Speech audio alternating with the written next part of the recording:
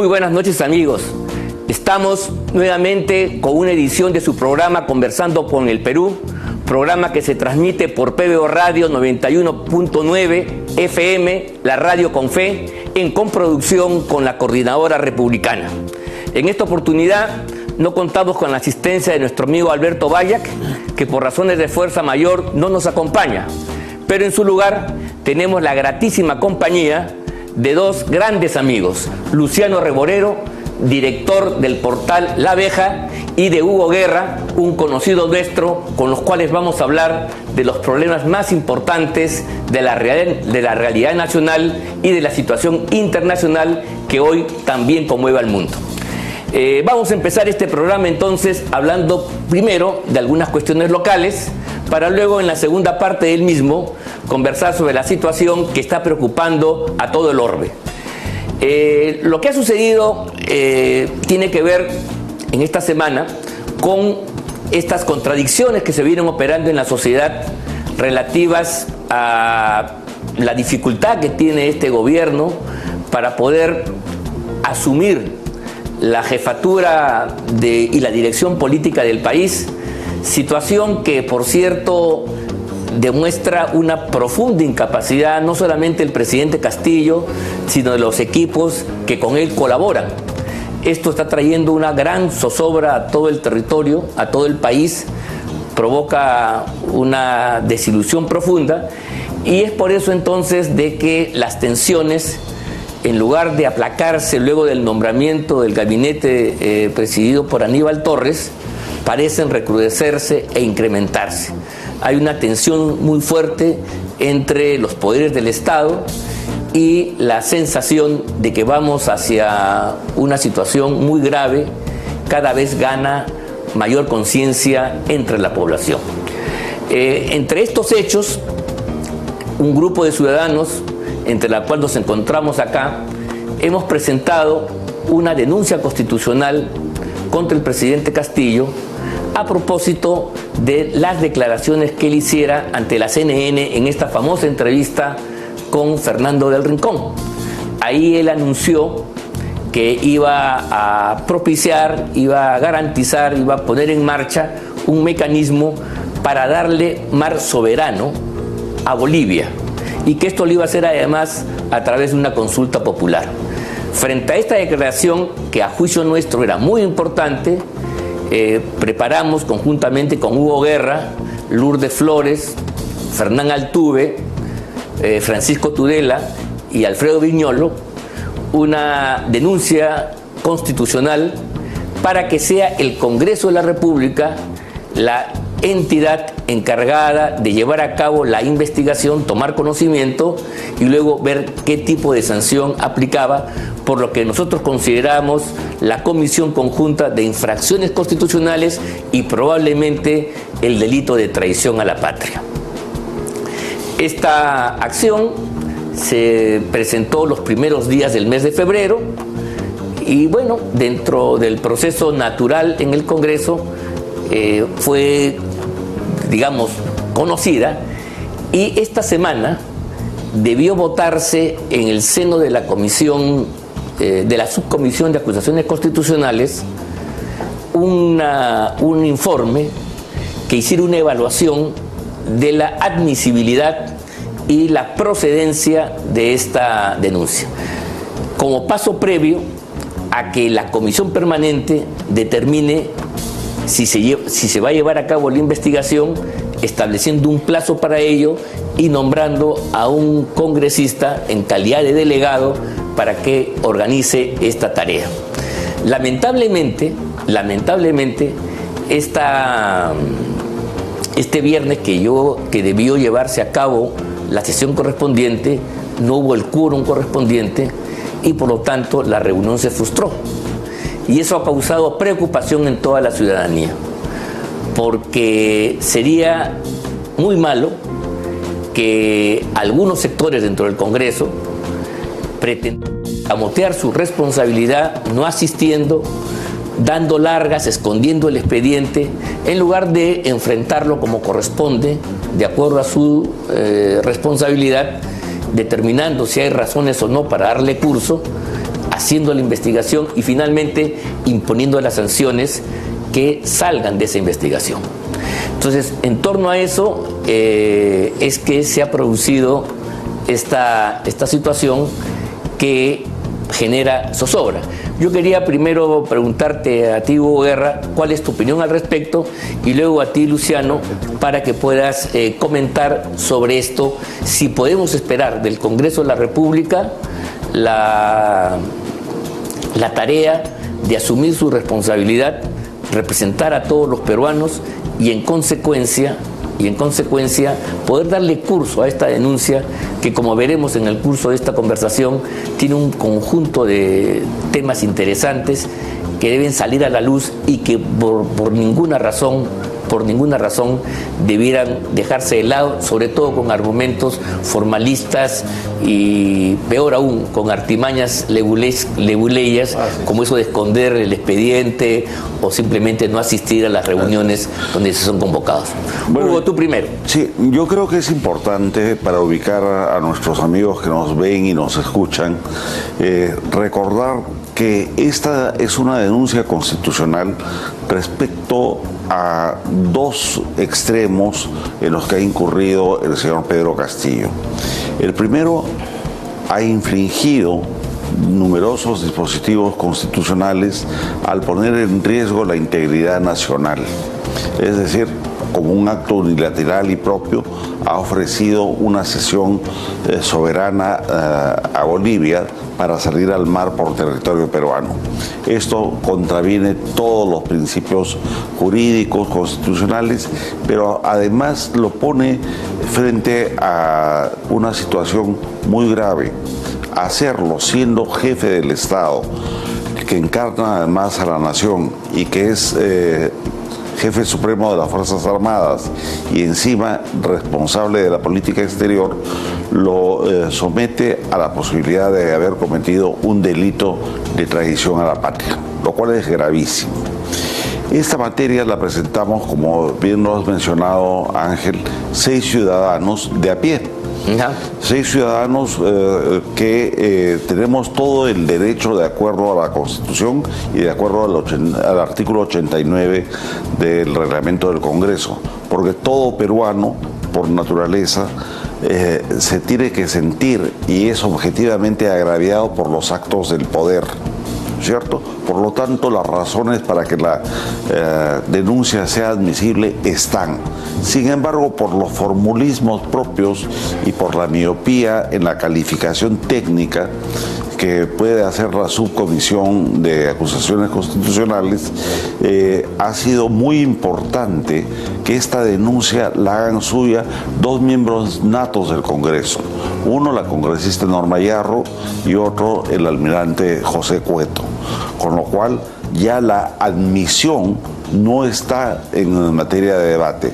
Ahora, la procedencia de los argumentos de hecho y de derecho es lo que tiene que ser analizado. Sí nos causa preocupación que la reunión que debía haber apurado el trámite el viernes se haya frustrado por falta de quórum. No entendemos cómo, frente a una denuncia de esta naturaleza, los señores congresistas, en mayoría, sobre todo los de Perú Libre, de Acción Popular y de APP, no hayan concurrido a votar. Es impresionante. Estamos viendo un tema medular para el país.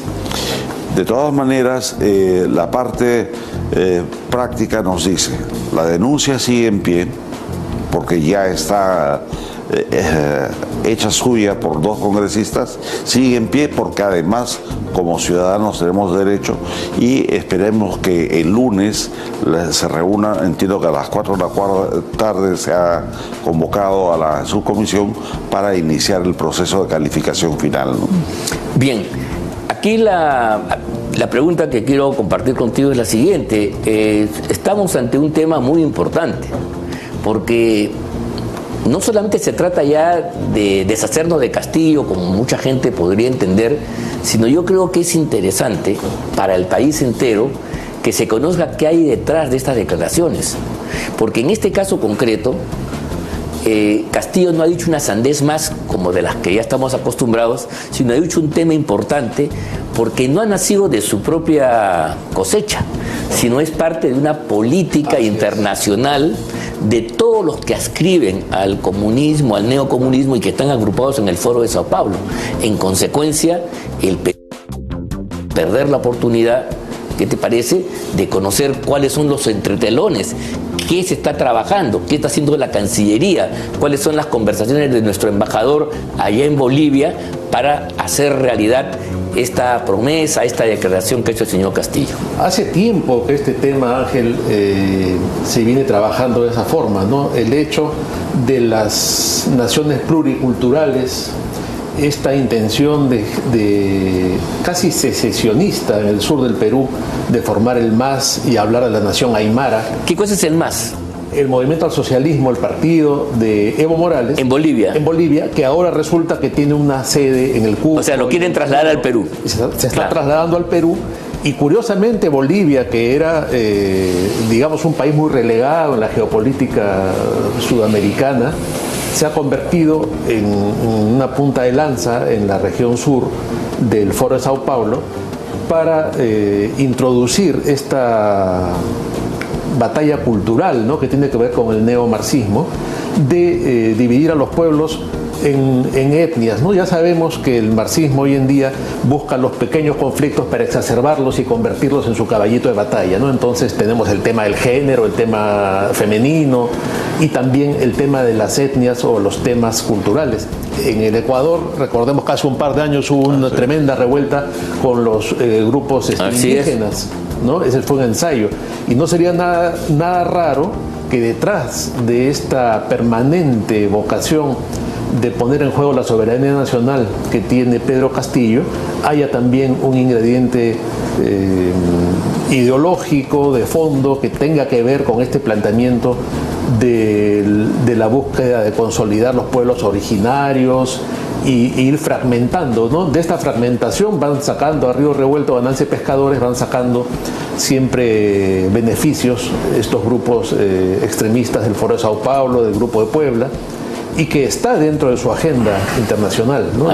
La promoción de este tipo de movimientos que van minando la soberanía de los pueblos y que van poniendo de relevancia su propuesta ideológica. O sea, estamos ante una estrategia que justamente quiere recomponer la situación geopolítica en el continente, diciendo de que las repúblicas y las fronteras que se crearon a partir de la guerra de la independencia no tendrían valor, que son hipostasiadas, son falsas, porque se han hecho primero sobre la base colonial y además oprimiendo a las nacionalidades preexistentes. Claro, recordemos el discurso de investidura de Pedro Castillo frente al rey de España y la manera realmente grosera con la que se refirió al tema colonial, ¿no?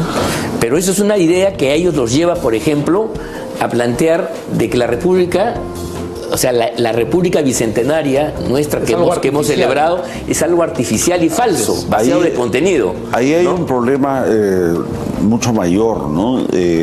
Dentro de la línea del análisis que ustedes plantean.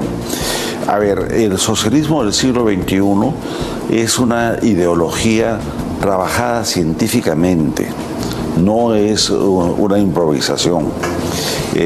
La tropicalización que recordamos es la de Hugo Chávez, pero esta fue muy bien planeada y pasa por la desestructuración de toda la armonía continental, de toda la geopolítica continental, y supone la creación de una patria grande socialista en América del Sur. Exactamente. Y esa patria grande requiere que se destruyan a las repúblicas liberales que nacieron justamente con el proceso de independencia y que sean sustituidas por repúblicas pluriétnicas, plurinacionales, para que éstas sean a su turno una suerte de autonomías, todas nucleadas en un horizonte futuro por un solo gobierno central, gobierno de tipo comunista, claramente. Ahora, esto ya no es una utopía. Esto lo vimos como un intento efectivamente en el Ecuador, efectivamente en Bolivia de manera parcial, pero lo estamos viendo ahora de una manera patética en Chile. Por si acaso, yo no sé si quienes nos ven, nos escuchan, están al corriente, pero ya hay movimientos de preocupación y de desesperación en el norte de Chile, porque Chile ya va a dejar de ser una república unitaria para convertirse en una suerte de federación de autonomías. Así es. Y Arica, Tarapacá, ex territorios peruanos, están viendo con desconcierto cómo van a quedar. Es decir, lo que nosotros ahora vemos en el otro extremo del mundo, en Ucrania, cómo se pueden cambiar los mapas nacionales en 24 o 48 horas con una invasión militar, acá también lo estamos empezando a ver. Y finalmente esto va acompañado de un movimiento de pinzas, porque esa es la parte externa, la parte evidente, la parte que representa el RUNASUR, el proyecto de hacer toda esta gran provincia del sur en América Latina. Pero internamente en el Perú esto va acompañado del reclamo insistente también de hacer una asamblea constituyente, que es justamente la válvula que quieren abrir para hacer que todo se una. Exactamente. La constituyente revisa el concepto del Perú, quita la república unitaria, hace una república plurinacional que se suma a la de Chile y ya vemos todo el dominó. Ya está la base de todo. La base de Eso todo. tiene que ver con lo siguiente. O sea, yo quería preguntarte a ti, el tema de por qué ellos plantean el cambio de la Constitución como una obsesión que además la repiten en todas partes. En el programa de Gustavo Petro, que es el candidato de estos grupos de Sao Paulo, también está la necesidad de hacer una nueva Constitución y plantear esta forma de organización del Estado de tipo plurinacional. De ahí entonces, ¿por qué la Constitución? ¿Por qué refundar los países? Es que esto es una especie de franquicia, ¿no? Que llega, así como los restaurantes de comida rápida, y tiene el mismo menú en todas partes, ¿no? Y el mismo tipo de papa frita, el mismo pan. Sí. ¿No? Exactamente, esta franquicia del Foro de Sao Paulo se aplica en Chile, se aplica en el Perú, se aplica en Colombia, y el resultado es el mismo, ¿no? La destrucción de las instituciones, hablar de una república fallida, de un fracaso del neoliberalismo, es todo el mismo lenguaje, ¿no? Ahora hay que preocuparse si Chile, que es un país tan homogéneo comparado con el Perú, se puede convertir en un estado pluricultural y están levantando pues las reivindicaciones mapuches. Los mapuches, pero claro, ahora imagínate lo que podrían hacer en el Perú. Sí, pues. ¿No? Que tenemos la cantidad de etnias y de culturas regionales, que es parte de la riqueza cultural tradicional del Perú, y que jamás ha habido un problema de que se les ocurra al norte o al sur. Al contrario, en el Perú ha habido, con esa riqueza que tenemos, una suerte de integración, de simbiosis en lo que se llamó el mestizaje. Sí, ¿no? Pero yo creo que la fuerza predominante en el Perú siempre ha sido el mestizaje. Ha sido hacer el Perú de toda la sangre. Sí, eso ¿no? ha sido una bandera de los fundadores de la República. Así es, y eso fue fundamental. Sin embargo, en el caso del Perú, no debemos ser tampoco tan complacientes. Ya ha habido movimientos secesionistas. El último ha sido el año 2008, si no me equivoco, en Puno, cuando un gobernador regional anunció su voluntad de sumarse a Bolivia. Entonces, hay corrientes que son preocupantes, pero que no son originarias. No es el pueblo el que lo está reclamando. Acá hay toda una tramoya bastante más grande. Por ejemplo, estos días hemos visto, los días pasados, que vinieron pseudo ronderos, cabalgatas, partisanos para alterar la estabilidad y la paz en Lima, sobre pretexto de oponerse al Congreso, al que lo acusan de golpista. Y todo esto financiado por una caja sudamericana, una financiera sudamericana que recibiría fondos del Estado para atraer a la gente del interior a causar disturbios en la capital. Entonces, si con la misma lógica vemos que también puede haber financiamiento para estos movimientos secesionistas y estos movimientos regionalistas, el problema es mayúsculo. Por eso es que nuestra denuncia constitucional tiene esa virtud. no solamente expone el caso de la secesión de territorio a Bolivia, sino que puede abrir una olla donde no sabemos qué guiso se está cocinando y con qué magnitud, ¿no? Poder hacer la investigación propia de la denuncia nos va a revelar muchísimas cosas entre las cuales sigo adelantando temas. Por ejemplo, se pondrá en evidencia la injerencia de los asesores extranjeros que están trabajando ya en el Perú, señaladamente los cubanos, que son quienes tienen detrás todo este proyecto, ¿no? Y también saber por qué, por ejemplo, Evo Morales ha venido 1, 2, 3, 4, 5 veces, qué significa realmente el proyecto RUNASUR, cuál es su alcance, qué tipo de desarrollo tiene y por qué el Cusco se convierte en un eje de este proceso y por qué en el Cusco se ha creado un partido igual que el partido boliviano que se llama el MAS. Esas son las cosas que tenemos que conocer todos nosotros. ¿Y qué papel juega en todo este tinglado el Gallo Zamora, ¿no? Este agente de inteligencia cubano que tenemos ahora como embajador cubano en Lima? Así es. Bueno, con una red que de manera directa tiene no menos de 70 personas, pero que son muchísimas más ya como red auxiliar. O sea, hay 70 espías cubanos que están operando en el Perú. muy bien. Yo creo entonces que sería una lástima que el Congreso de la República no entienda lo que aquí estamos conversando y dando a conocer a todos ustedes, amigos, y entonces por una cuestión secundaria, procesal, formalista o simplemente por falta de ganas, no podamos los peruanos tener acceso a esta investigación que yo creo que es fundamental para conocer a dónde va la República, sobre todo en los tiempos de Castillo. Permíteme decirte en ese punto, Ángel, ojalá que no se trate efectivamente de desidia o de indolencia frente a la denuncia. Ojalá que tengan el coraje, porque lo que estamos viendo hasta este momento es que hay mucha cobardía dentro de numerosos miembros del Congreso.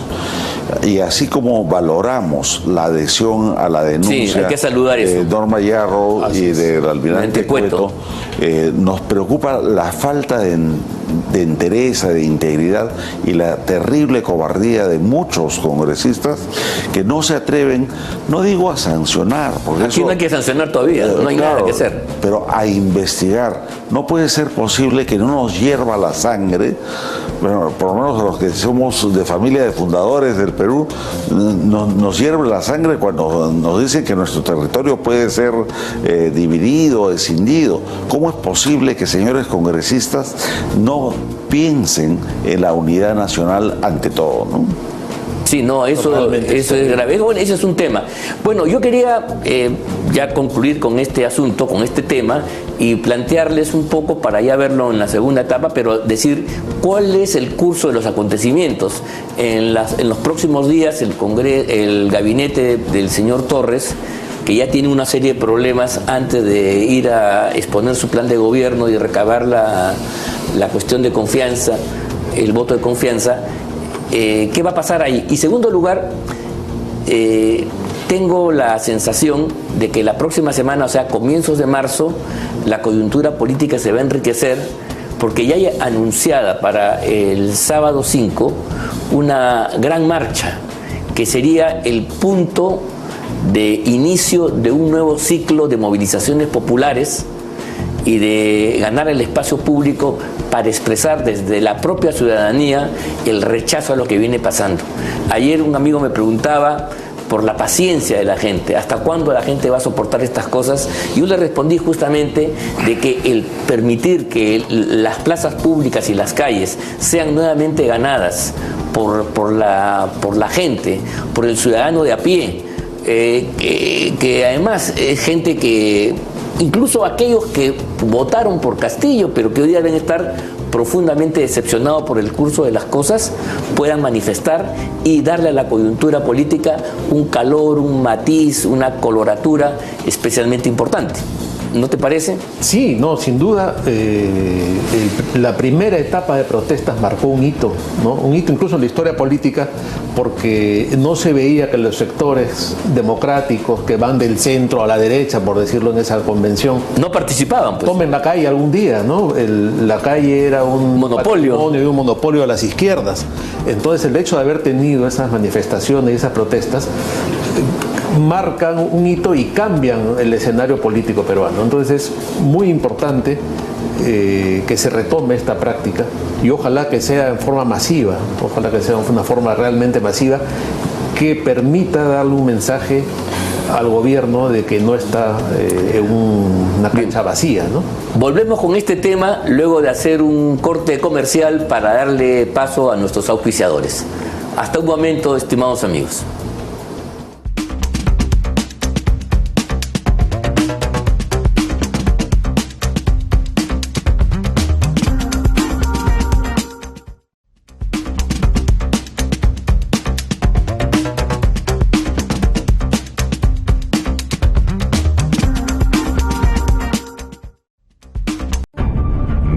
Persecución de Antero y Merino.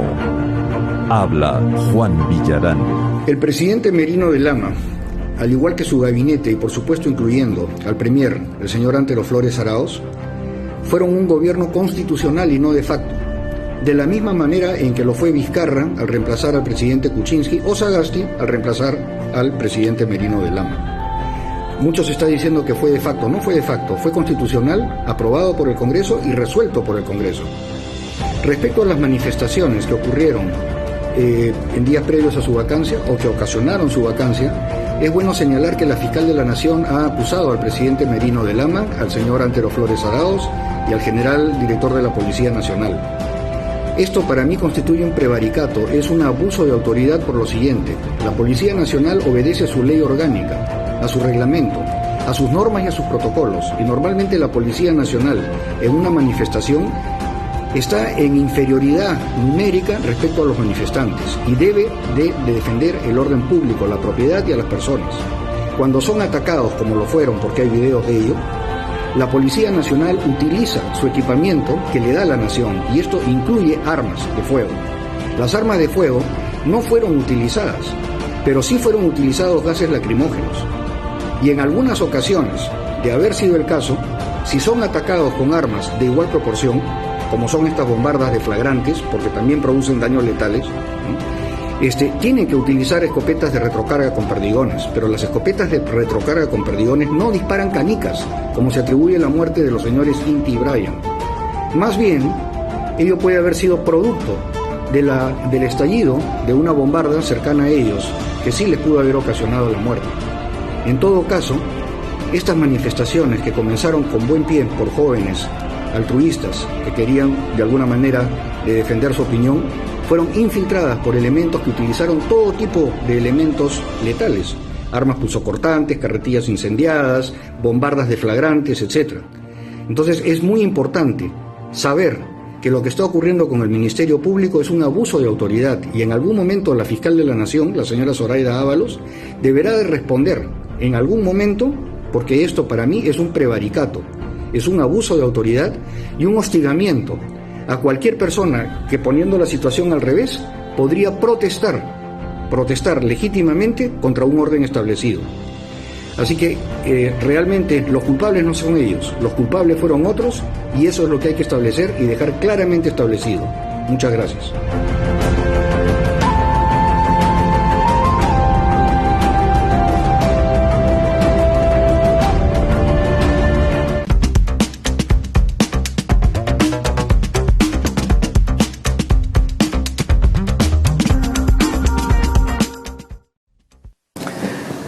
Estimados amigos, volvemos nuevamente con nuestro programa.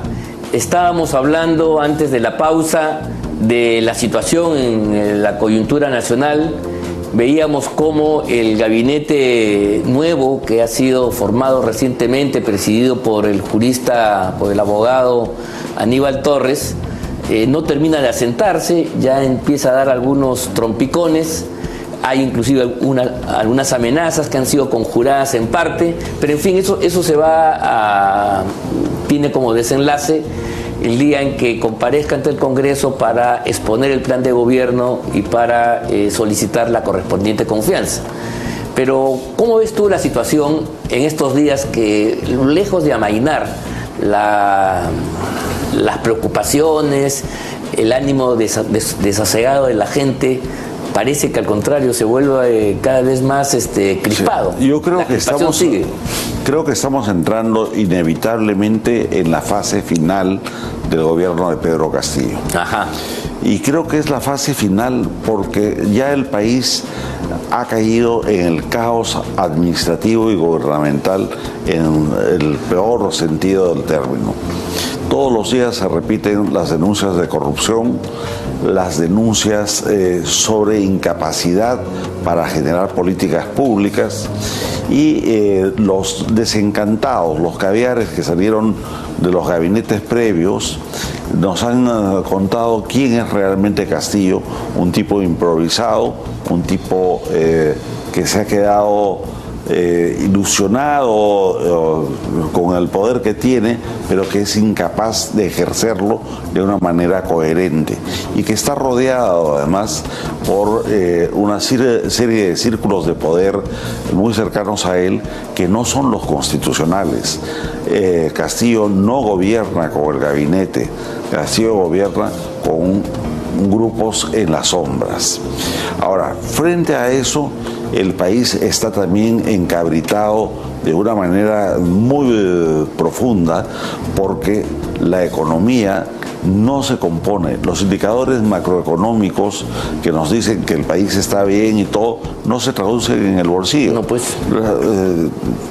Tenemos ejemplos concretos: el gas a 70 soles, la gasolina ha pasado los 20, digamos, ya hay una situación de quiebra y eso se refleja con más del 70% de ciudadanos que consideran que ya no pueden respaldar a Castillo y casi 60% que quieren que se vaya, pero que se vaya él y se vaya Dina Boluarte, porque entienden que el problema no es estrictamente de los ministros, sino de la fórmula presidencial. Frente a eso, lo que ya has anunciado, el día 5 de marzo viene la gran marcha nacional. Sí. Esta gran marcha, como bien lo decía Luciano, es el correlato a todo el primer tramo de esfuerzo que hicimos, en realidad desde la segunda vuelta hasta el mes de noviembre-diciembre, en que era el repudio contra la falta de legitimidad del régimen, ¿no? Después ha habido un paréntesis comprensible por el fin de año, por el fin de año, el verano, las fiestas, pero ahora la gente sale con un objetivo: retomar la calle, quitar la calle a la izquierda marxista y exigir de una manera coordinada, además con el Congreso de la República, ya sea la procedencia de las acusaciones constitucionales contra Castillo y Boluarte, la destitución por alguna vía o la vacancia presidencial. Yo creo que en el análisis Luciano nos va a aportar muchísimo sobre eso. Sí, pues, a ver, ¿cómo ves tú la cosa, Luciano? No, sin duda, el gobierno ya ha perdido la poca legitimidad con la que estaba iniciando este periodo. 7 meses, ¿no? Es insólito. Claro, insólito que en 7 meses hemos cambiado 4 gabinetes, cada cual peor que el anterior, porque lo que se ha venido haciendo es una suerte de carrusel por la cual un ministro hace un despropósito, comete algún tipo de exabrupto, lo cambian por otro, pero ya está el hecho consumado, ¿no? Porque no hay una rectificación. Además, en esos cambios no hay política pública, no hay atención al ciudadano, no hay nada. Hay ausencia de gobierno, es terrible. Entonces, esa es la muestra de la inoperancia. Estamos ante un absoluto desgobierno al cual se suma evidentes actos de corrupción que son apañados por el gobierno y que como si fuera una estrategia, ¿no? Son silenciados. Inclusive el propio Pedro Castillo participa en una serie de actos de corrupción evidentes, aunque se quieran tapar, y ahí queda, porque también están tomadas las demás instituciones. No hay una Fiscalía de la Nación a la altura de las circunstancias, no funciona adecuadamente la Junta Nacional de Justicia, y esa es la herencia que nos ha dejado Vizcarra. El lagarto Vizcarra. El lagarto Vizcarra, ¿no? Entonces hay una especie de vizcarrización de las instituciones que se suma a que se siguen deteriorando más, porque parte de la estrategia comunista siempre es destruir las instituciones para tomar el poder en medio de este desconcierto generalizado, a lo cual viene, yo creo, muy oportuna esta marcha del día viernes 5.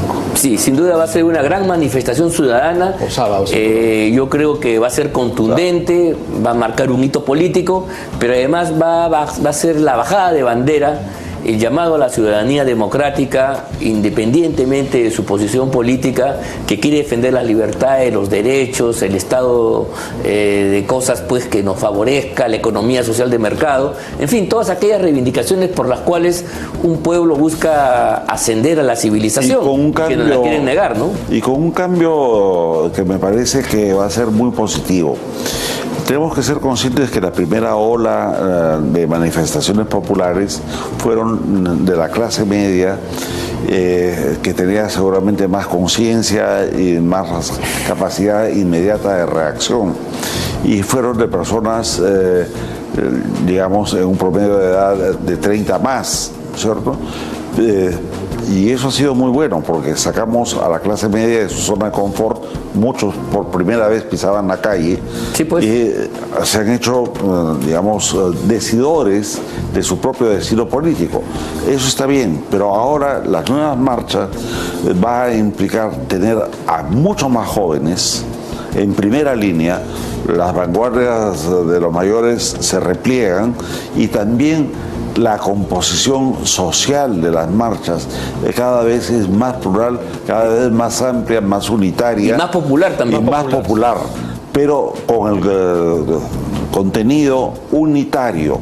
Acá ya no se trata de personalismo de líderes políticos, no se trata de candidatos electorales, se trata de que el pueblo está asumiendo su autodefensa, y esto es lo que esperábamos. Las condiciones ya han cambiado y es el pueblo el que tiene que salir a pelear por su libertad y por su lucha profundamente anticomunista. Muy bien, ¿qué te parece, Luciano, a ti la contraargumentación que hace el gobierno a través del señor Torres y otros voceros, de que dicen que estas acciones son golpistas? ¿Son golpistas estas acciones? Hay que desbaratar ese argumento, ¿no? Porque un golpe no funciona de esa manera, ¿no? Un golpe no va de acuerdo a la Constitución del Estado, que nos da las herramientas para buscar esta vacancia. El golpe es salirse de la Constitución. Exactamente, ¿no? Y el propio Castillo, el propio gobierno, es el que está saliendo de los márgenes constitucionales y que permiten esta acusación, por ejemplo, que está en trámite, ¿no? Y que el Congreso tiene que actuar correctamente. Ahora, también llamar al Congreso golpista o llamarlo obstruccionista, como se le llamó en un pasado, es fomentar más bien el salirse de los márgenes constitucionales y cerrar el Congreso. Yo creo que ahí es muy importante lo que mencionaba Hugo, que el Congreso tiene que reaccionar, ¿no?, ante estos temas, pero hay actos de cobardía y hay cosas que desconciertan entre los congresistas, pero finalmente es un reducto democrático que nos queda y tenemos que fortalecerlo. Sí, yo creo que sí. ¿No? Porque en la medida que el Congreso se debilite más, se va a fortalecer precisamente este Ejecutivo ilegítimo, y se va a fortalecer la posibilidad de salirnos de los márgenes constitucionales hacia un gobierno ya de tinte. Además nosotros no quisiéramos un escenario gravísimo en el cual, por ejemplo, el Congreso sea cerrado por cualquier motivo y tengamos al señor Castillo y su banda gobernando con decretos de urgencia, y que 6, 7, 8 meses y convocando sus elecciones, y pueden convocar cualquier cosa a una asamblea constituyente. Por eso, ese escenario es el peor. Por eso yo creo que con todas las atingencias, críticas, malhumores incluso que podamos tener frente al Congreso, es una trinchera de combate democrático que no debemos perder en absoluto. En absoluto. Yo creo que también debemos compartir con el público esto, ¿no? hay una manipulación. A mí no me gusta el término de la narrativa, porque siempre digo, esa es la moda caviar. De hablar. De hablar, en realidad lo que ha dicho Luciano es correcto. Usemos argumentos. Y hay un argumento de base. Dice, sí, Castillo tiene una baja popularidad, pero el Congreso es más impopular. Bueno, en ninguna parte del mundo el Congreso es popular. No, claro. O sea, eso lo tenemos que dar por descontado. Es verdad que hay personajes dentro del Congreso con los que podemos discrepar, que podemos criticar con dureza. Sin embargo, el Congreso como institución es el último reducto de defensa de la democracia.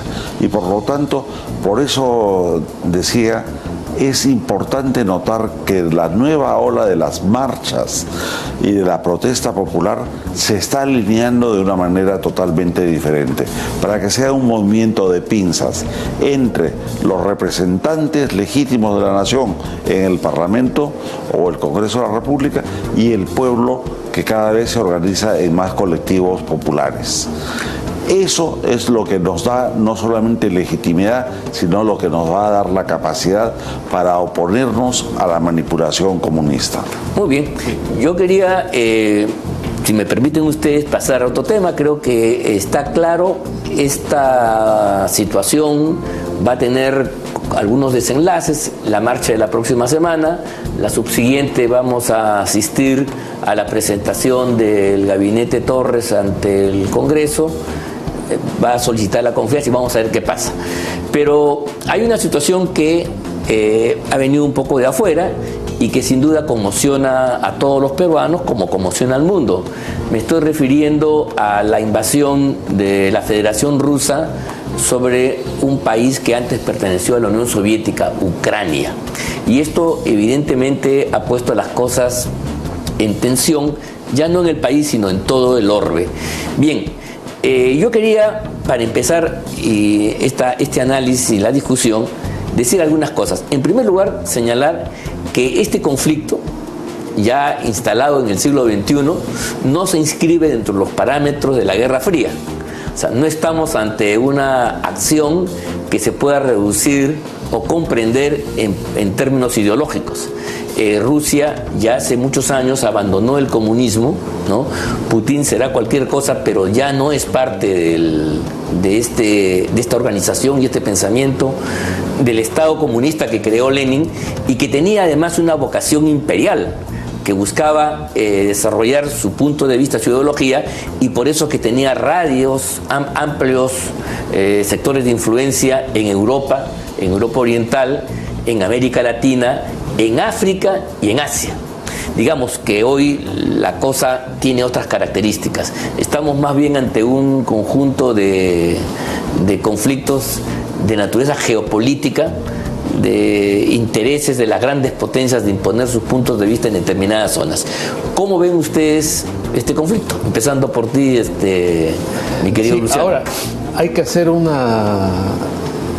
añadir un concepto a lo que tú has explicado con claridad, y es que Rusia tiene en su ADN, en su constitución misma, en su propia fisonomía, una tendencia imperial. Sí, pues de época de los zares. Desde siempre, ¿no? Entonces, no llama la atención. Desde Iván el Terrible. Que incluso, a pesar de que ya no es un Estado comunista, ellos recuerdan con cierta nostalgia a Pedro el Grande. A Pedro el Grande y también a la Unión Soviética, ¿no? De la cual pueden tener una opinión negativa en el tema político y todo, pero recuerdan su preeminencia en el mundo, que era una gran potencia, y eso lo tiene también Putin, ¿no? Sí, además es una potencia. Además que él fue un agente de inteligencia de la KGB. De la KGB en la Unión Soviética.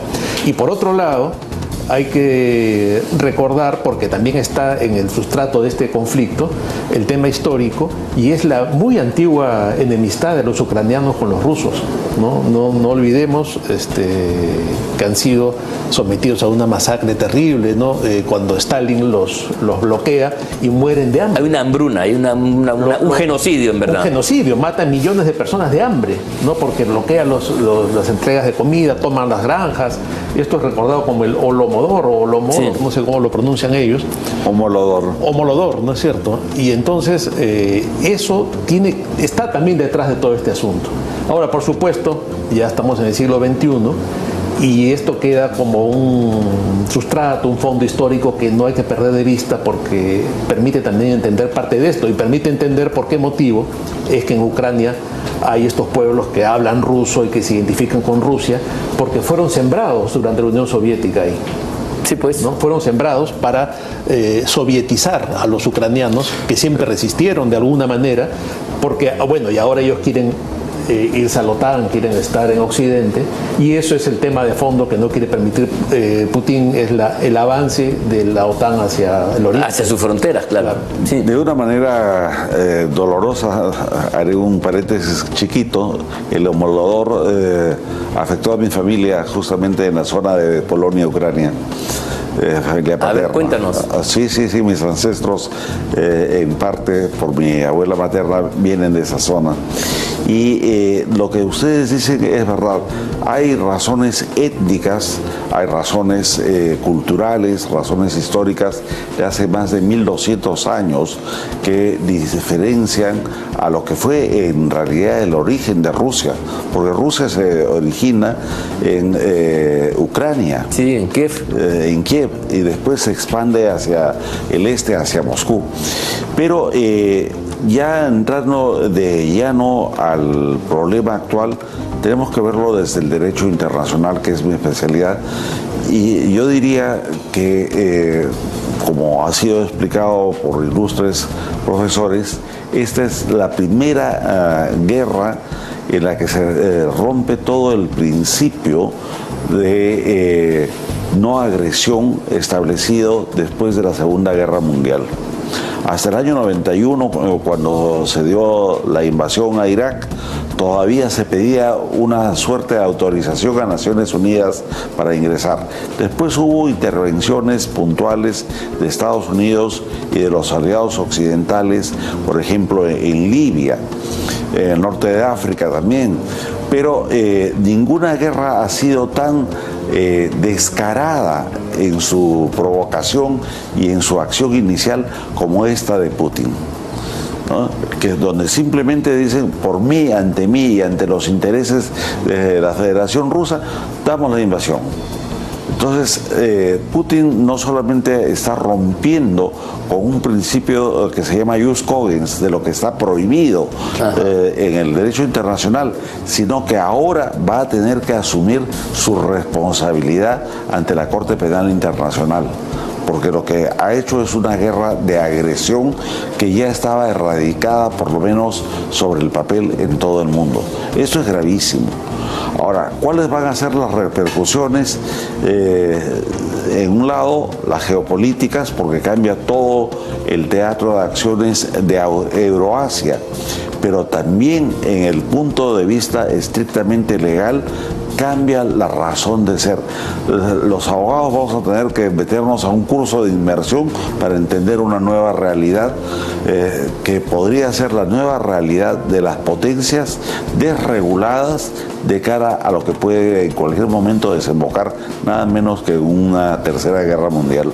Sí, es gravísimo. Sí, muy interesante el análisis, porque mira, lo que tú estás diciendo es que el derecho internacional, que es una de las conquistas de la humanidad para evitar que el conflicto, la violencia y la guerra, sobre todo, sean los mecanismos de solución de las diferencias, de las controversias, empieza un poco a perder en el siglo XXI, en esta época de tanta tecnología, de tanta propagación de los derechos fundamentales, qué sé yo, empieza a perder peso, porque efectivamente muchas intervenciones, y esta última es un ejemplo claro, se hacen apartándose totalmente de las reglas del derecho internacional. Más allá de las razones que puedan tener cada una de las partes. Estamos regresando a fines del siglo XIX. O sea, en pleno siglo XXI nos retrotraemos al siglo XIX. Es impresionante. Sí, pues, y eso entonces genera una situación muy preocupante, porque Rusia tiene efectivamente lo que tú has hecho un análisis muy interesante que nos recuerda un poco los antecedentes. siempre ellos se consideraron que en su área de influencia era una suerte de garantía de civilización. Moscú era considerada la tercera Roma, ¿no? Y el zar es un poco, es el nombre en ruso, ¿no? del César romano, ¿se dan cuenta? Entonces miren esta mitología. Correcto. Entonces, resulta que ahora una de sus antiguas repúblicas, parte de la Unión Soviética, no solamente se ha separado, y eso ya está, eso es un hecho, pero sino que además, a través de su nuevo presidente, Vladimir Zelensky, quiere meterse a la OTAN, ¿no? Y eso evidentemente pues produce un profundo escozor en una potencia como la Federación Rusa, que ya no será la Unión Soviética, pero tiene también sus áreas de influencia, sus zonas de seguridad, y entonces lo ve con mucho peligro. He ahí el problema. El problema es cómo Ucrania, en lugar de ingresar a una lógica de desmilitarización, como por ejemplo la que hay con Finlandia y con Suecia, que estuvieron también en momentos comprometidos y entonces no son parte de la OTAN, a pesar que son parte de... Finlandia acaba de aceptar que se suma. Va a sumarse. Bueno, entonces ahí sí la situación se va a poner más complicada. Se complica más, ¿no? Se complica más porque no era, pues entonces la idea era que ahí esa zona sea un lugar desmilitarizado, porque a ninguna potencia, ¿no?, le interesa que haya instalaciones nucleares pues en sus fronteras.